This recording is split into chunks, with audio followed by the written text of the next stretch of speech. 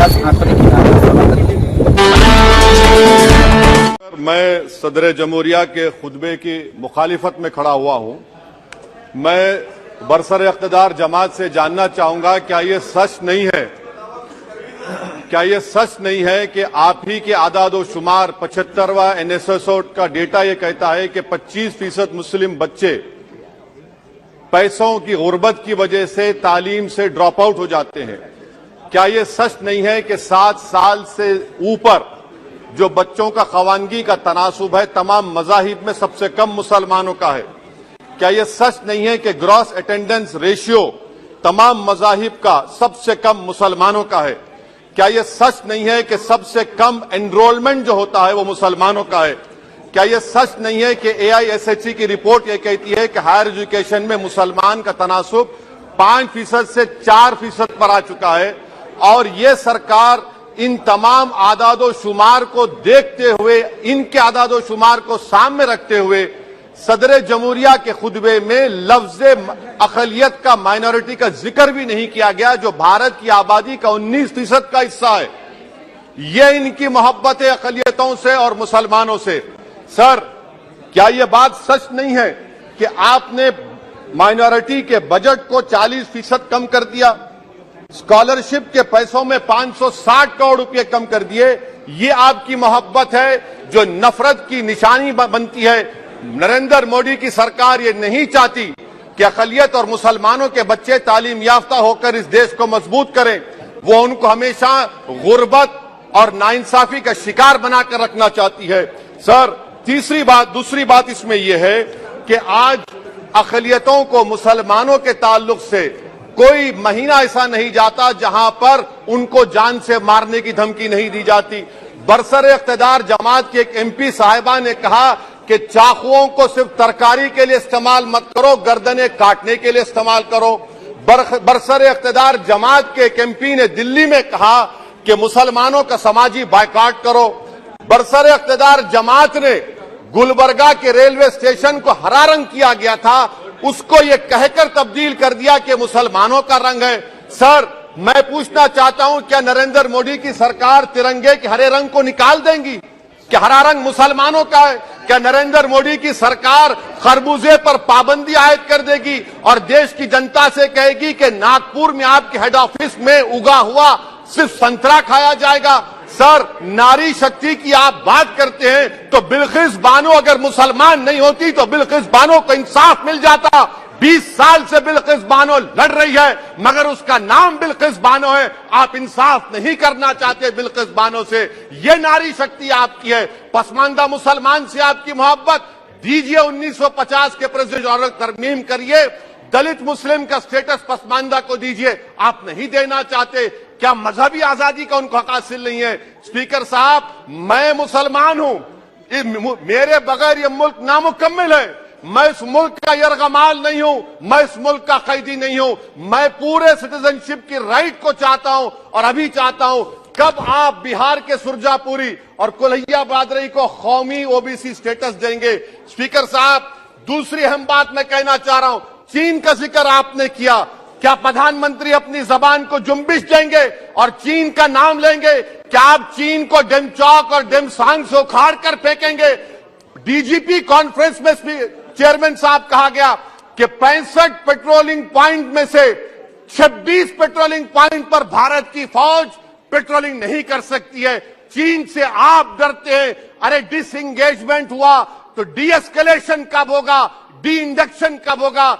चीन से आप डरते हैं। 3 साल से चेयरमैन साहब 50,000 भारत की फौज हजारों फीट चोटियों पर बर्फ में खड़ी हुई है। देश के प्रधानमंत्री को क्या भारत की आवाम पर भरोसा नहीं है? भारत की फौज पर भरोसा नहीं है? अरे, चीन का नाम लीजिए वजीर आजम, डरिए मत चीन से। तीसरी पॉइंट सर, हमारे कानून के मंत्री चले गए। पैराग्राफ 79 और 82 में बेसिक स्ट्रक्चर पर, आईनी ओहदों पर बैठे हुए लोग बेसिक स्ट्रक्चर पर तनकीद करते हैं, लॉ मिनिस्टर कॉलेजियम पर तनकीद करते हैं। इस ऐवान में जब NJSE का बिल आया, मैं वाहिद MP था, अब याद होगा आपको, जो मैंने कहा था कि भारत के संविधान के खिलाफ होगा बेसिक स्ट्रक्चर के। इंदिरा गांधी से सबक हासिल करना चाहिए। इंदिरा गांधी कहती थी कि जुडिशियरी मेरी पाबंद होना, अब नरेंद्र मोदी कहते हैं कि जुडिशियरी मेरी वफादार होना। इंदिरा गांधी ने 42nd अमेंडमेंट किया, देश की जनता ने इंदिरा गांधी को इख्तियार से बेदखल कर दिया। आप वही इंदिरा गांधी की राह को ला रहे हैं। आप बताइए स्पीकर साहब, क्या ईसाई मानने वाले व्हाइट टेरर हैं? क्या ईसाई मजहब के लोग व्हाइट टेरर को फरोग देते हैं? आप बताइए। मैं यहां पर जजेस को तहफ्फुज करने के लिए नहीं खड़ा हूं, मैं बेसिक स्ट्रक्चर की हिफाजत में बोल रहा हूं। मैं अदलिया की आजादी के लिए खड़ा हूं, मैं एग्जीक्यूटिव की आजादी के लिए खड़ा हूं, लेजिस्लेचर की आजादी के लिए खड़ा हूं। चेयरमैन साहब, कोर्ट का काम यह नहीं है, जजेस का काम यह नहीं है कि नरेंद्र मोदी सरकार की मदद करे। अदलिया का काम यह है कि इस देश की कमजोर और मजलूम आवाम से इंसाफ किया जाए। चौथा पॉइंट स्पीकर साहब, यहां पर एक बड़े सरमाएदार का जिक्र किया गया है। क्या यह बात सच नहीं कि कांग्रेस और बीजेपी ने ओलिगार्क्स को पैदा किया? आप दोनों ने मिलकर ओलिगार्क्स को पैदा किया।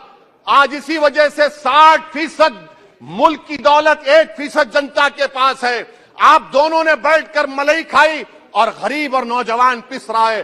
अरे बताओ, ये जो 28 लोगों की लिस्ट है जो देश का पैसा खाकर भाग चुके हैं या बैठे हुए, उसमें कोई मुगलों का नाम है क्या? कोई मुगलों का नाम नहीं है, मगर आप उस पर कुछ नहीं बोलेंगे। संडेस राज कंपनी 15,000 करोड़ नाइजीरिया और केनिया की कोर्ट में जाकर कहती है कि हम हिंदू हैं, भारत को आएंगे तो प्रोसिक्यूशन होगा। आपने कोर्ट में कुछ नहीं कहा, वहां पर SIT आपने बनाई।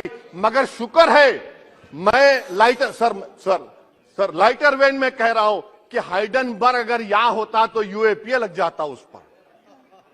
और सर, मैं नरेंद्र मोदी सरकार को मशवरा दे रहा हूं लाइटर वेन में कि ये अंग्रेजी का अल्फाबेट ए बड़ा अशुभ है आपके लिए। AA को आपने कहा कि बेटा फाइटर एयरक्राफ्ट बनाओ, बैंकरप्ट हो गया। अब कैपिटल A को आपने 17 इंडस्ट्री दे दिए, हम पूरे विश्व में मार्केट कैप हमारा 5वें नंबर पर आ गया। सर, देश के प्रधानमंत्री से बताना चाह रहा हूं कि वजीर दाखिला का नाम भी ए से शुरू होता है। मैं खत्म कर रहा हूं। मैं चेयरमैन साहब, मैं सरकार से पूछना चाह रहा हूं कि क्या जनवरी 2024 और फरवरी में क्या ये सरकार थर्मो न्यूक्लियर ब्लास्ट करने जा रही है? क्या आपने हमारे अतराफ में देख लिया कि उसके अवाक़िब व नताइज क्या निकलने वाले हैं? चेयरमैन साहब, मैं आपको बता रहा हूं कि चीन के बारे में क्या हमको BBC की रिपोर्टिंग की जरूरत पड़ेगी, जिस तरह 2002 गुजरात के बारे में कहा गया। स्पीकर साहब, अक़लियतों के बारे में, मुसलमानों के बारे में एक शायर ने कहा था, आग से आग बुझाने को कहा जाता है, जख्म पे जख्म खाने को कहा जाता है। हम वफादार है ये बताने के लिए, हमको अपना सर कटाने के लिए कहा जाता है। सर, देश के प्रधानमंत्री पूरे फॉरेन टूर में जाते हैं, वहां पर गांधी का नाम लेते हैं। मुझे अप्रीहेंशन, खदशा इस बात का है कि इस देश में 2 बाबा कौम हो जाएंगे, एक सावरकर होगा और एक सौतेला बाबा कौम। कहीं आप महात्मा गांधी को ना बना दे तो सर मैं खत्म कर रहा हूं सर। इसीलिए मैं आपके जरिए से हुकूमत से मुतालबा करता हूं कि प्लेसेस ऑफ वर्शिप एक्ट को डिस्टर्ब ना किया जाए, मुसलमानों का अक़लियतों का बजट बढ़ाया जाए, बिल्किस बानो से इंसाफ करिए, चीन से मत डरिए प्रधानमंत्री, चीन को काट पर फेंकिए। शुक्रिया सर। आप देख रहे हैं आंखें देखी।